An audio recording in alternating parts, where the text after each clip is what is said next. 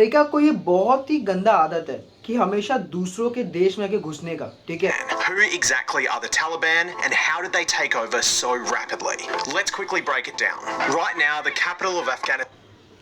दोस्तों, अफगानिस्तान हमेशा से एक ऐसा जगह रहा है ना, जिसे कोई भी इंट्रूडिंग फोर्स या पैसा कह सकते कि बाहर से कोई भी एक आर्मी कभी फुल्ली कैप्चर नहीं कर पाया। चाहे आप सोवियत रशिया का बात कर लीजिए, चाहे आप द माइटी यूएसए के बारे में बात कर लीजिए।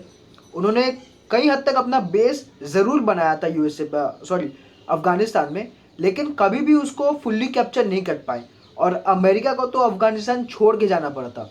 तो इसीलिए आज हम थोड़ा देखेंगे कि ये अफ़गानिस्तान, तालिबान, इनका हिस्ट्री क्या है, ठीक है। तो आइए चलिए वीडियो शुरू करते हैं। Afghanistan, Kabul is in chaos. People are desperately trying to flee the country. There are traffic jams as people race to get to the airport, and we've even seen people trying to hold on to the outside of planes as they're about to take off. So, why is all of this happening? The Afghan government has just fallen. The president has fled the country, and a group known as the Taliban has taken over. The Taliban, which translates to the students, are extremist Islamist militants. One of their primary goals is to bring their strict interpretation of religious law to Afghanistan, and many worry this will lead to harsh restrictions on the lives of Afghans. While the Taliban didn't officially form until 1994, experts say the group had its origins in the Mujahideen, fundamentalist. For your knowledge, this is the same Taliban or a group of soldiers, right? They like to call themselves a group of soldiers who are attacking Pakistan right now, right? So इस video में काफ़ी help मिलेगा। Islamic guerrilla fighters who were actually backed by the United States as they fought Soviet forces in Afghanistan in the 70s and 80s. Afghanistan has Hold on, मतलब United states की मदद से तालिबान को grow करा गया था Soviet Russia को counter करने के लिए। भाई ये काफ़ी बड़ा, मतलब मेरे को तो अभी पता चला, ठीक है ना, काफ़ी बड़ा मतलब सिग्निफिकेंट चंक ऑफ न्यूज़ है कि यूएसए का पालतू कुत्ता जो है वो यूएसए को ही काट लिया। Basically been in a non-stop state of war since the 1970s. During a period of civil war in the 1990s, a group known as the Taliban, made up of many former Mujahideen fighters, started to seize territory. By 1996, the Taliban were the dominant force in Afghanistan. However, a small part of the country remained outside of the Taliban's control, and most of the international community refused to recognize the Taliban as a legitimate government. The Taliban led a brutal regime that killed political opponents, allied with terrorist groups, oppressed women, destroyed important cultural sites, and engaged in violent public punishments. Then, in 2001, came the September 11 attacks in the United States. The US believed those responsible for the attacks were being sheltered by the Taliban in Afghanistan, so it sent in troops, along with Australia and other allies. The Taliban were quickly toppled, but the group Taliban Afghanistan में Usama bin Laden को थोड़ी ना रखा था, वो तो एबटाबाद में रखा था पाकिस्तान में, जो कि इस्लामाबाद के बहुत ही करीब है और उनके आर्मी हेडक्वार्टर्स के एकदम ही बगल में है। तो कहीं ना कहीं ये न्यूज़ थोड़ा सा मुझे इधर उधर लग रहा है। group didn't disappear. They fled to remote parts of the country and continued to wage guerrilla warfare against the United States and its allies. The Taliban was able to keep control of some remote areas, as well as some support from the Afghan population. In the decades that followed, trillions of dollars were spent by the US and its allies, not only fighting the Taliban, but training the Afghan military, rebuilding parts of the country, and trying to establish democracy. Thousands of US troops have died, along with tens of thousands of Afghan soldiers and civilians. Support for US involvement has... लेकिन मैं यहाँ पे एक और बात भी कहना चाहूँगा, ठीक है ना। अमेरिका को ये बहुत ही गंदा आदत है कि हमेशा दूसरों के देश में आके घुसने का, ठीक है। कुछ भी हो जाए, ये अमेरिका वाले अपने आप को बड़ा चौधरी समझते हैं कि भाई हम जो है ना दुनिया के मसीहा है, ठीक है। चाहे वो पाकिस्तान हो, चाहे वो सीरिया हो, चाहे ईरान हो, इराक हो, लेबनान हो, अफ़गानिस्तान हो, आप नाम उठा के देख लीजिए, अमेरिका हर एक जगह में रहता है।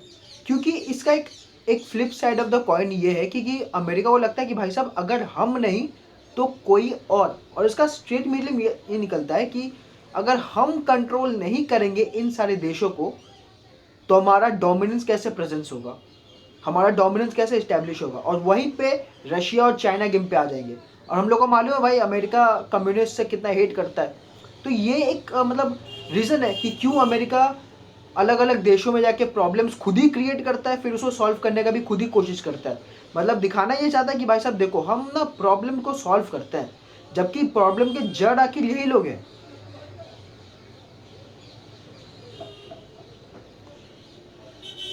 has been gradually declining in the States, with some, including President Biden himself, labelling the conflict as the forever war.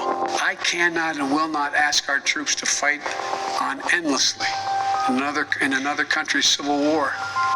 More than 40 Australian Defence Force personnel have also been killed, and there are concerns for the welfare of many of the returned soldiers, who may feel that all the gains they made during the war have been reversed. The United States first announced that it would be pulling out of Afghanistan in April 2021. What followed was expected by some, but few expected it to happen as quickly as it did. It was hoped that the Afghan government and security forces would be able to defend भाई मतलब पूरा दुनिया shock था उस time पे कि जब अफगानिस्तान पे वापस से तालिबान का कंट्रोल इस्टेब्लिश हो रहा था, ठीक है ना। मतलब मैंने सिर्फ नाम ही सुना था तालिबान का, but the moment I saw how those people were running towards Afghanistan and try to control और to capture the people and capture whole Afghanistan was मतलब अट्रोशियस, ठीक है। मतलब आपको देख के डर लगेगा, वो मंजर, वो जो टाइम था ना, आपको बहुत डर लगेगा। और specially if I am thinking about those Afghanis people, right, Afghani people. भाई देखो हम लोग कुछ नहीं कर सकते सिवाय कि हम लोग बुरा मानने के अलावा, ठीक है। We can not go over there, we can not fight for them, right, but the one and only thing we can do for them is feel sad for them. defend themselves. But many members of the Afghan army, which was largely paid for and equipped by the US, simply fled and escaped to neighbouring countries. Taliban fighters quickly swept across the country, seizing city after city without facing much resistance.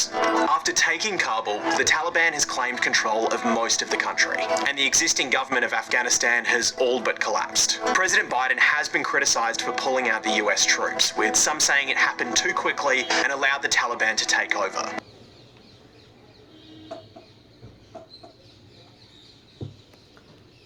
यहाँ पे मैंने एकदम सही बात है भाई साहब। देखो आप, ठीक है, चलो आप किसी देश में घुस रहे हो, ठीक है, लेकिन जब आप कुछ अच्छा कर रहे हो तो फिर वहाँ से हटना क्यों है। और वो भी वैसा मोड़ पे जहाँ पे अफगानिस्तान ग्रो कर रहा था, एक ऐसा मोड़ पे जहाँ पे अफगानिस्तान प्रॉस्पेरिटी की तरफ बढ़ रहा था, वहाँ के बच्चों को पढ़ने मिल रहा था, काम करने मिल रहा था, औरतों को फ्रीडम था। और आज अगर हम लोग कंपेयर करें भाई साहब, वही नर्क में वापस चल गया अफगानिस्तान। मतलब एक तो भाई इस अमेरिका को इतना चुल मचता है कि दूसरों के देश में घुसो, फिर ये लोग कुत्ते की तरह निकलते हैं उस देश से। आप वियतनाम देख लो, आप अफगानिस्तान देख लो। मेरा तो भाई साहब यही मानने की बात है, तुम्हें घुसना क्यों है फिर? जब तुम्हारे गांड में दम नहीं तो तुम घुसते क्यों हो अमेरिका वालों?